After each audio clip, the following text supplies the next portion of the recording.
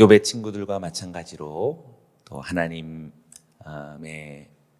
그 전능성, 또 하나님의 그 힘과 지혜가 뛰어나다라는 사실을 욥도 역시 마찬가지로 고백하고 있습니다. 그러나 하나님 앞에서 자신의 그 고백, 또 하나님에 대한 이해가 충분치 않고 제한적이다라는 사실을 말하고 있죠. 약간의 차이가 있는데 친구들도 그렇고 욥도 그렇고 하나님의 그 어떠하심에 대해서 분명하게 말하고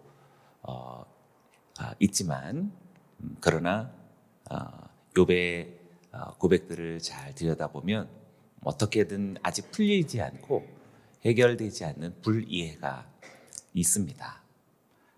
그리고 어떻게 보면 또 친구들은 여전히 불이해 속에 있는 것을 전제하면서도 단정짓고 있는 그런 고백들이 있죠. 그래서 한편으로 보면 욥의 친구들이 더 신앙심이 굳건해 보이고 흔들리지 않는 사람인 것처럼 보입니다. 그리고 오히려 역으로 욥은 아직도 믿음이 좀 부족하구나라는 그런 결론을 우리가 언뜻 낼 수가 있겠죠. 그래서 욥기가 우리들에게 아주 소중한 그런 성경의 한 책이다라고 할 수 있겠습니다. 그리고 욥기가 이렇게 작지 않죠. 40장까지 펼쳐지는 매우 긴 본문이 있기 때문에 하나님은 무엇으로 인해서 우리들에게 욥기를 주셨는지 잠잠히 음미해 볼 필요 있습니다. 특별히 금년 말까지 우리가 욥기를 계속 묵상할 때 이 팬데믹의 시대에 힘들 수는 있지만 매우 적합하다라는 생각을 갖게 됩니다. 어린 시절 어려운 성경들이 좀 있었지만 그때 어머님께서 꿈을 꾸시면서 꿈에 욥기가 나온 욥기라고 이렇게 써 있다고 여러 차례 저한테 얘기하셨는데 오늘 이렇게 보면서 다시 한번 우리들의 삶에 해결되지 않는 여러 가지 문제들은 고난이 깊고 또 어려운 상황 속에 많이 노출되신 분들에게는 더 적합한 것이라고 생각할 수 있고 오히려 우리가 조금 전에 불렀던 더 알기 원합니다 라고 하는 하나님에 대한 그 진실한 절규와 같은 하나님에 대한 그 애타는 마음을 고난이 오히려 그것을 불러준다라는 사실을 알게 됩니다. 근데 만약에 우리가 고난이 없다면 그런 애타는 마음이 사실상 욥의 친구들처럼 겉모습으로는 신앙심이 있는 것처럼 이렇게 보여지지만 진실된 그 영혼의 하나님에 대한 고백으로서는 사실상 하나님만이 아실 것이다 라고 할 수 있겠죠. 그러니 그 하나님에 대한 갈망을 불러내주는 고난은 겉으로는 참 고통스러운 것이지만 그러나 어떻게 보면 우리의 영혼을 우리의 영혼되게 만들어줄 수 있는 소중한 길목이다라고 할 수 있겠습니다. 그래서 욥기가 우리들에게 어쩌면 너무나 소중한 하나님의 어떤 방법을 알아가는 너무나 놀라운 열쇠다라고도 할 수 있습니다. 먼저 11절을 제가 다시 읽습니다. 그분이 내 곁을 지나가셔도 내가 보지 못하고 그분이 내 앞을 지나가셔도 내가 깨닫지 못한다네. 인식의 문제가 여기서 11절에서 나타나는데요. 내가 보지 못하고 가로를 묶어보시고 내가 깨닫지 못한다네. 가로를 묶어보시기 바랍니다. 또 앞에 내 곁을 지나가셔도 물결을 긋고 또 내 앞을 지나가셔도 또 물결을 그어보시기를 바랍니다.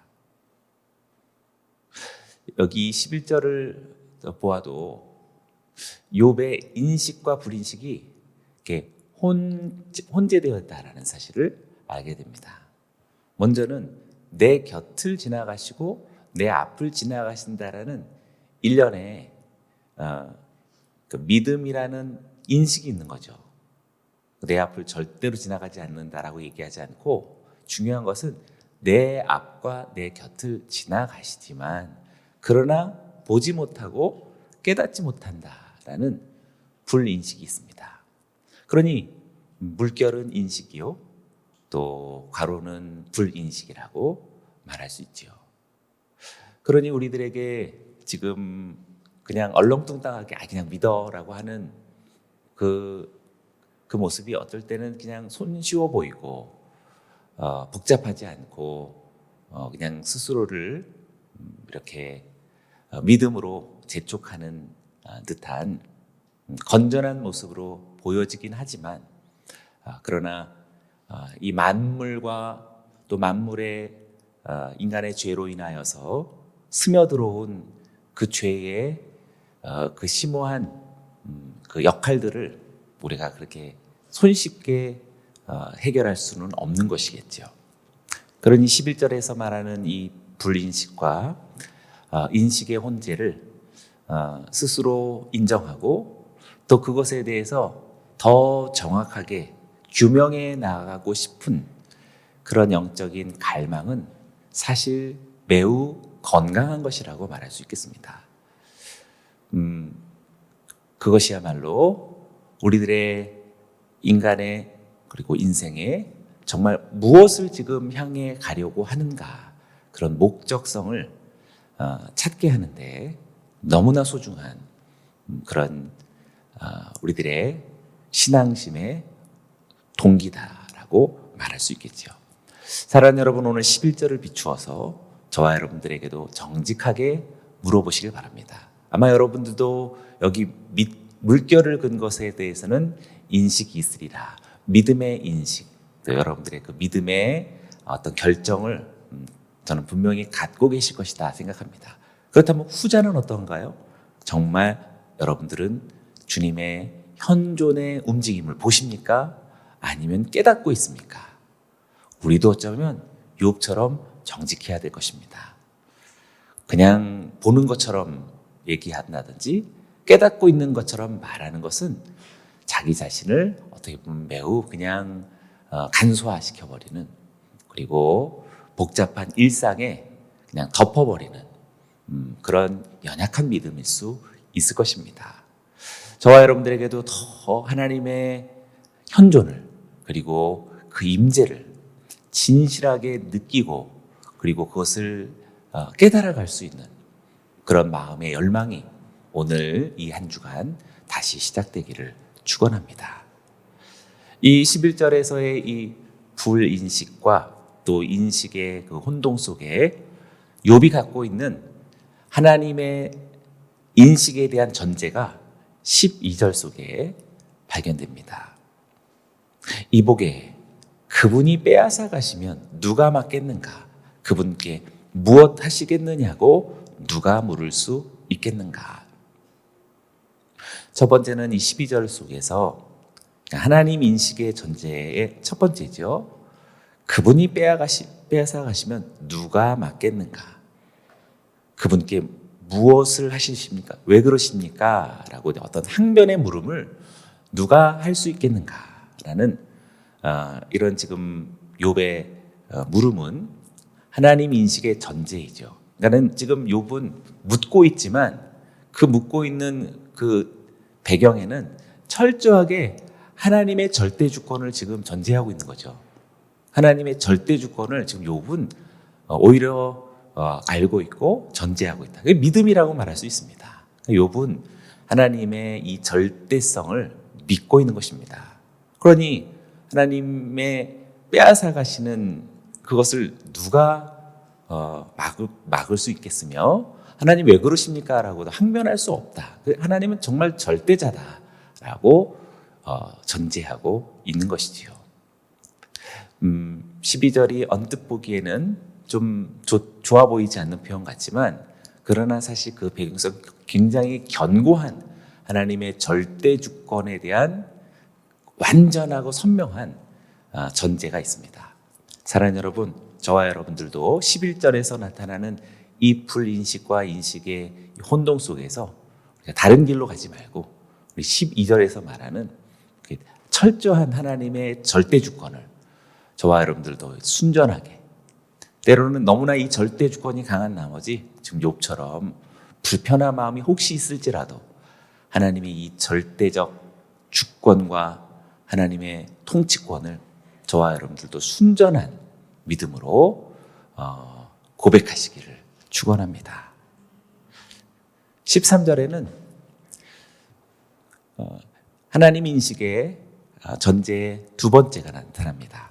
하나님께서 진노를 억누르지 않으시면 라합을 돕는 무리들도 그분 아래 굴복한다네. 12절에는 하나님 인식의 전제 1, 13절에는 하나님 인식의 전제 2 이렇게 써보시면 좋겠습니다. 12절에는 아마 인간사, 우리들의 모든 그냥 현실의 삶에서의 하나님의 절대 주권이라고 말한다면 13절에는 다른 세계입니다. 라합을 돕는 무리들, 괄호를 묶어보시기 바라고 라합의 동그라미 해보시기 바랍니다. 여기서의 라합은 야곱의 아내가 아니고요. 네, 여기서 라합은 리워야단, 레비아탄이라고 하는 바다 짐승이죠. 바다 짐승과 같은 그런 유형의 일종의 세상의 질서를 위협하는 존재들이죠. 사탄의 어떤 배후의 어떤 세력들이라고 말할 수 있습니다. 그리고 그를 돕는 무리들이니까 모든 악한 존재들의 대표들이라고 말할 수 있겠죠. 그러니 하나님의 창조의 질서를 위협하는 세상의 질서를 뒤흔드는 그러한 존재들입니다. 혼돈의 존재들이 바로 라합을 돕는 무리들로서 표현된 것인데 그들도 하나님 앞에서 굴복할 수밖에 없다라고 말하고 있죠. 그래서 지금 12절에서는 하나님 인식의 전제로서 그냥 우리가 살아가는 인간의 모든 생활상 속에서의 하나님의 절대 주권을 말한다면 그것을 뛰어넘는 초월의 세계 속에 있는 악한 존재들까지도 하나님은 그들을 통제하고 있다라는 분명한 전제를 두고 있습니다. 그래서 12절과 13절은 불평을 말하는 것 같지만 배경에는 아주 견고한 하나님의 절대성을 지금 확고하게 전제를 두고 있다는 사실을 알게 됩니다. 사랑하는 여러분이요, 저와 여러분들에게도 하나님의 절대 주권과 나아가서는 어둠의 세계가 분명히 라합과 그와 함께하고 있는 무리들, 레비아탄과 또 어둠의 짐승들, 그 모든 영적 악한 세력들을 하나님께서는 온전히 통제하고 주권을 가지고 계시다라는 사실에 여러분 믿으십니까? 아멘. 다만 그것이 왜 모호하게 되어지는가? 왜 하나님은 그 라합을 돕는 무리들을 일거에 처단하지 않으시는가? 13절에 그 단어가 있죠. 진노입니다. 하나님의 진노. 하나님의 진노에 동그라미 보시기 바랍니다. 하나님의 진노, 이것이 바로 라합을 돕는 무리들의 활동 여부에 대한 이유인 것이죠. 그러니 지금 13절에 하나님의 이 진노와 라합을 돕는 무리들을 잘 생각해 보면 거슬러 올라가 처음 욥기가 시작될 때 천상회의 두 가지가 있었죠. 사탄이 하나님 앞에 나와서 일종의 논의를 하는 것처럼, 문학 양식이라고 그랬죠. 논의를 하는 것처럼 보여줬던 그 일이 왜 발생하는가? 하나님의 진노에 있다라고 말할 수 있습니다. 그리고 그 진노의 출처는 어디 있을까요? 죄가 있겠죠. 죄와 인간의 죄를 선택하는 어떤 죄성에 있다라고 말할 수 있습니다.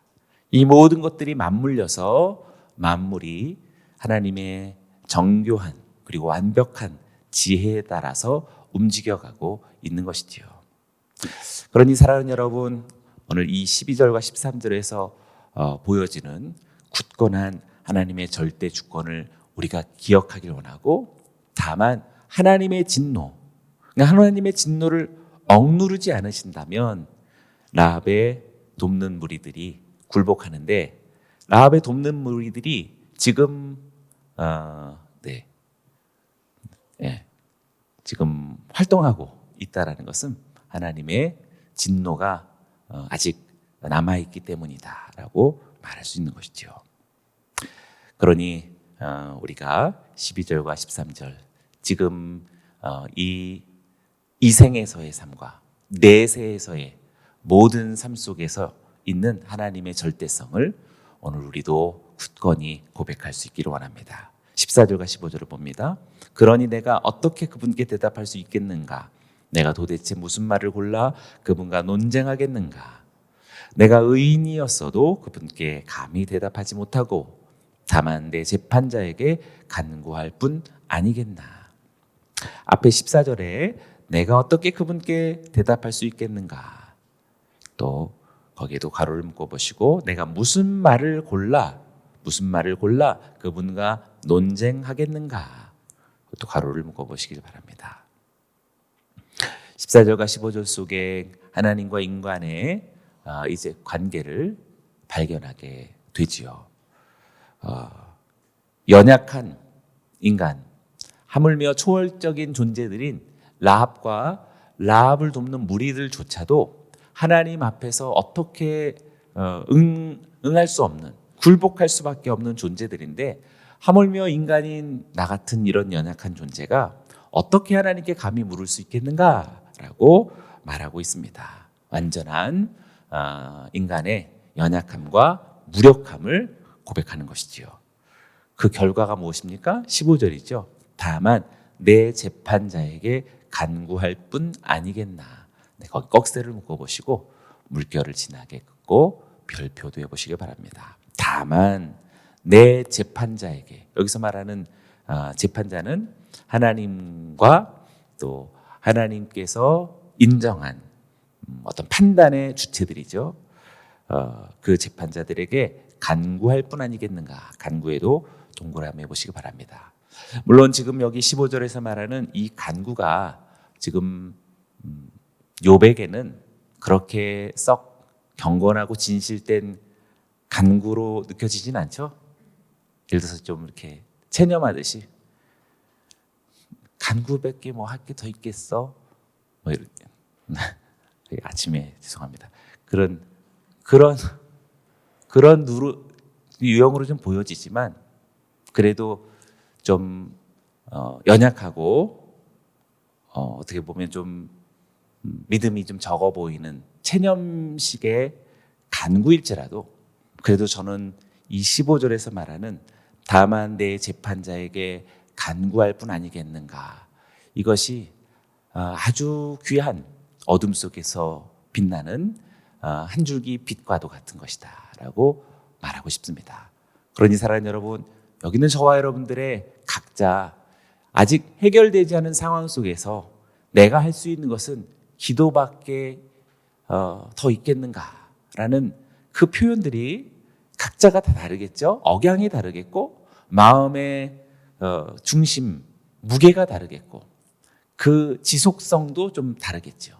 그러나 그것이 강하고 견고하다면야 감사하겠지만 혹시 그렇지 않더라도 지금 여기서 말하는 결국에 하나님께 간구하는 것뿐이 더 이상 방법이 있겠는가라고 하는 이 선언은 너무나도 감사하고 너무나도 절실한 믿음의 움직임이다라고 말할 수 있겠습니다.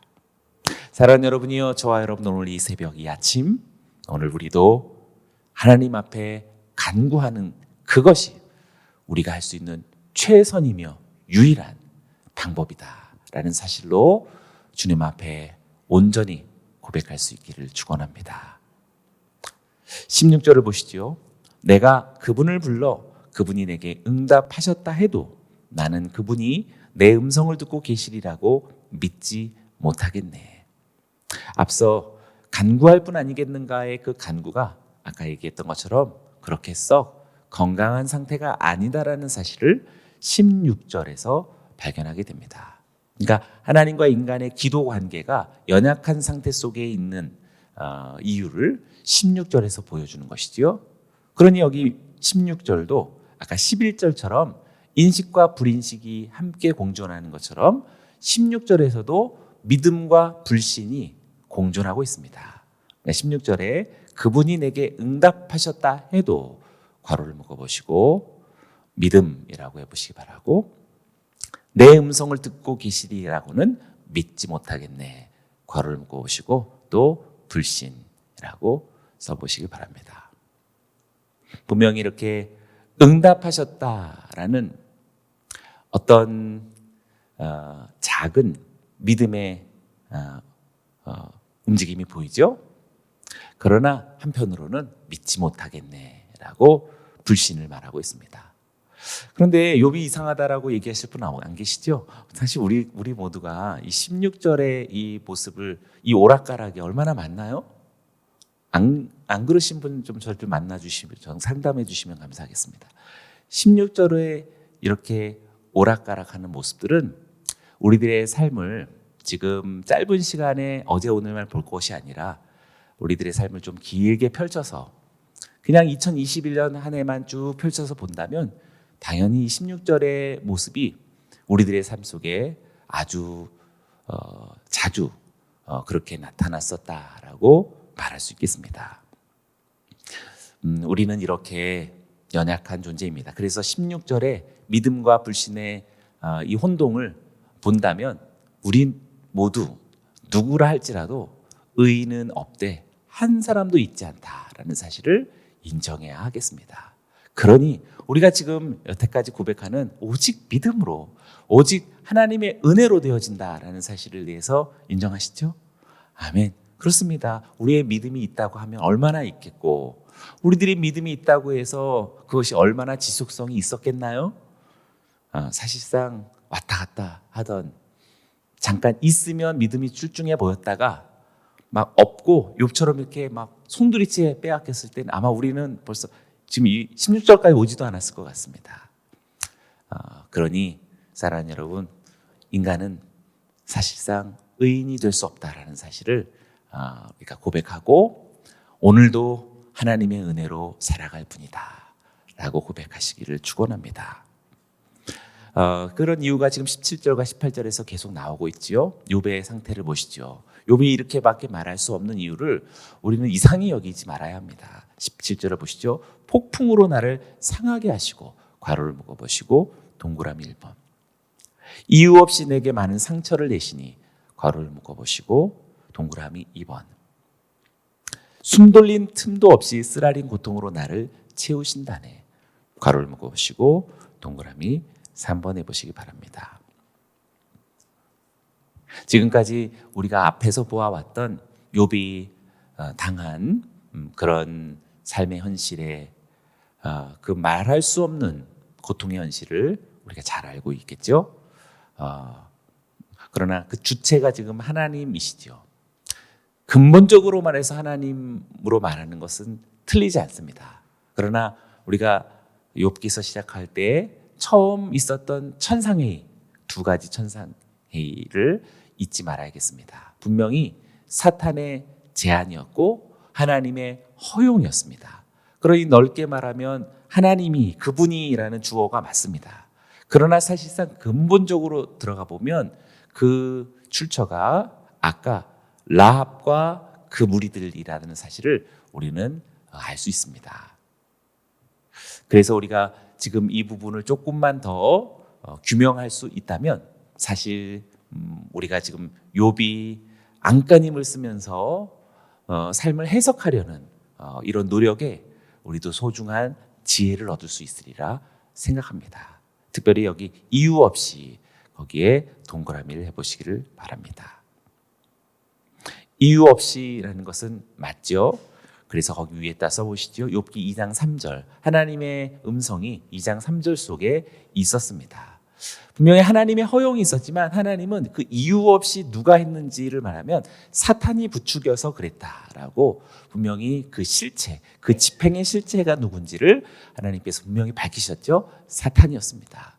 그러니 우리는 전후의 맥락을 통해서 조금 더 욥을 오히려 도울 수 있을 만큼 우리는 어떤 전지적인 어떤 이해를 더 갖고 있다라고 말할 수 있습니다. 사랑하는 여러분, 지금도 횡행하는 어둠의 세력과 라합의 무리와 그들의 활동에 대해서 우리가 인식하기 원하고, 그리고 하나님께서 허용 속에 있지만 우리가 얼마든지 하나님 앞에 나아가 간구하면서 그 이유 없이 찾아오는 모든 고난에 대해서도 우리가 이길 뿐만 아니라 결국에 대치 상태에 있고 대결의 상태 속에 있는 어둠의 세력들을 향해서 우리가 끊임없이 영적 전쟁으로 나아갈 수 있는 저와 여러분들이 되길 원합니다.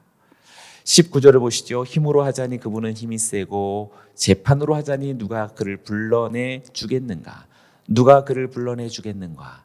또 괄호를 묶어보시고 소환의 불가능성이라고 해보시기 바랍니다. 하나님을 소환할 수 없다는 거죠. 너무 높은 자이시니까 소환할 수 없죠. 요즘에 우리가 신문 기사를 봐도 좀 힘없는 사람은 법원에서 봐도 검찰이 부르면 가든 해야 되는데 힘이 있으신 분들은 잘 안 가시더라고요. 근데 그리고 우리가 함부로 따라할 수는 없습니다. 힘이 있으니까 잘. 근데 하물며 하나님은 소환되어질 수 없겠죠. 특별히 무슨 소환인가, 도대체 하나님과 어떤 소환인가, 우리들의 각자의 삶 속에 또 개별적인 사건들 속에 나타나는 이해할 수 없는 그런 어떤 억울한 상황 속에서 여러분들의 그 이유와 결과를 어떻게든지 속 시원하게 설명하고 또 판결 지을 수 있는 그 최종적인 권위자는 하나님이시죠. 그런데 하나님께서 그런 모든 사건 속에서 이유가 무엇이고 또 결과는 무엇인지에 대한 선명한 모든 사람들이 다 알 수 있을 만큼의 어떤 판결을 하나님을 매 사건 속에서 불러낼 수는 없다라는 사실입니다. 그러나 혹시라도 내가 억울한 상황 속에서 이러이러하다라고 하는 삶의 어떤 명확한 정답을 해석해낼 수 있는 그런 상황들이 혹시 온다 할지라도 20절 온다 할지라도 소환이 혹시 가능하다 할지라도 패소 가능성이죠. 반드시 이길 수 없다라는 겁니다. 20절을 보시죠. 내가 아무리 나를 정당하여도 내 입이 나를 정죄할 것이요 내가 아무리 스스로 온전하다 해도 내 입이 내 죄를 증명할 것이네. 20절에서 내 입이 나를 정죄할 것이요 괄호를 묶어보시고 또 내 입이 내 죄를 증명할 것이네 괄호를 묶어보시길 바랍니다. 네, 욥의 소원이 이루어져서 어떤 사건, 어떤 시대, 어떤 상황 속에서 애매모호한 해결되지 않고 해석되지 않는 상황에 혹시 하나님께서 소환되어서 오셨다 할지라도 그러나 그 판결 속에서 자신의 정당성은 결코 확인될 수 없다. 이 두 가지는 하나님께서 물론 하나님의 지혜와 힘 앞에서 이길 수 없다. 이 재판을 이길 수 없다라는 뜻이 되겠지만 욥은 그래도 참 은혜롭게 그 주체가 누군지를 말해주고 있죠. 그러니까 내 입이 내 스스로가 정죄하고 죄를 증명할 것이다 라고 말하고 있는 것이죠. 그러니 욥은 인간의 어떤 의인되지 못하는 스스로 불의한 자다라는 사실을 이렇게 자각하고 있음을 보게 됩니다. 틀림없이 지금 20절의 이 말도 그렇게 막 아주 선명한 그런 건강한 상태로서의 자신의 불의함을 말하는 것은 아니겠어요. 이것도 또 이제 제가 한번 표현해야겠죠. 그래요, 제가 불의하죠. 근데 지금 이 말 표현이 약간 좀 그렇죠. 우리 하나님 옆에 우리 스스로가 불의하다라고 말하긴 하지만 그 강도가 역시 사람마다 다른 거죠. 아마 여러분들도 나는 의인이 아닙니다라고 말하겠지만 그러나 다 각자가 그 뉘앙스가 다르고 또 그 억양이 다를 것이다 생각합니다. 그러나 그것이 정말 확고부동하게 나는 불의한 자입니다라고 말하지는 못할지라도 우리 스스로가 정당하다 할 수 없다라는 이 한 가지 결론만큼은 분명하게 고백할 수 있는 오늘이 아침이 되기를 원합니다. 21절을 보시죠. 내가 온전하다 해도 내가 내 자신을 알 수 없다. 내가 살아있다는 게 정말 싫을 뿐이네 라면서 혼동 속에 있는 욥 자신의 고백을 발견합니다. 앞서 있었던 소환이 가능하다 할지라도 자신의 죄가 스스로를 증명할 것이다 라는 것을 말해 주었듯이 21절에서도 내가 온전하다 해도, 그러니까 그 자신이 분명하게 의인이다라고 아무리 주먹을 불끈 쥐고 항변할지라도 결국 자기 자신의 진실하죠. 내가 내 자신을 알 수 없다. 거기에 또 가로를 묶어보시길 바랍니다. 자신이 온전하다 할지라도 스스로를 알 수 없다라고 고백하고 있습니다. 그리고 결국에 22절부터 24절까지 하나님에 대한 한 왜곡된 어떤 고백을 솔직하게 말해주고 있습니다. 22절을 보시죠. 그분은 온전한 사람이나 악한 사람이나 마찬가지로 멸망시킨 신다. 괄호를 묶으시고, 또 24절에 이 땅이 악한 사람의 손에 떨어져도 그분은 그 땅의 재판관들의 얼굴을 가리실 것이네. 괄호를 묶으시기 바랍니다. 그래서 21절에서 살아있는 게 정말 싫을 뿐이다. 또 22절과 24절 속에서 하나님에 대한 왜곡된 그런 고백을 아마 지금 상한 마음 속에서 튀쳐나오는 하나님에 대한 언급이다라고 말할 수 있습니다. 그래서 전반적으로 보아졌을 때 욥은 이렇게 믿음과 불신 그리고 인식과 불인식을 계속 오가고 있다라는 사실을 발견하게 됩니다. 그러나 그렇게 오가고 있는 연약한 모습 속에서도 앞서 얘기한 것처럼 아주 굳건하게 전제를 두고 있는 한 가지 확실한 사실을 우리가 발견했었죠. 그것은 바로 하나님에 대한 인식에 분명한 전제를 두고 있었습니다. 하나님의 절대 주권을 분명하게 알고 있었고, 심지어 초월의 세계까지도 하나님은 완벽하게 통제자이시다라는 사실을 말해주고 있었습니다. 그리고 자기 자신은 분명하게 의인이 될 수 없다라는 사실을 이야기하고 있고, 그리고 하나님의 온전한 판단자이다라는 사실을 우리들에게 이야기하고 있습니다. 그 가운데서도 오늘 말씀을 마치면서 저와 여러분들에게 하나로 우리가 붙잡고 싶은 한 구절의 말씀은 15절에 있었던 간구입니다. 저와 여러분들이 이 절대적인 전제와 또 분명한 하나님에 대한 절대자로서, 판단자로서 분명한 전제를 두고 우리가 할 수 있는 것은 하나님 앞에 온전한 기도의 자리로 결코 포기하지 않고 물러서지 않는 우리 모두가 되기를 주의 이름으로 축원합니다.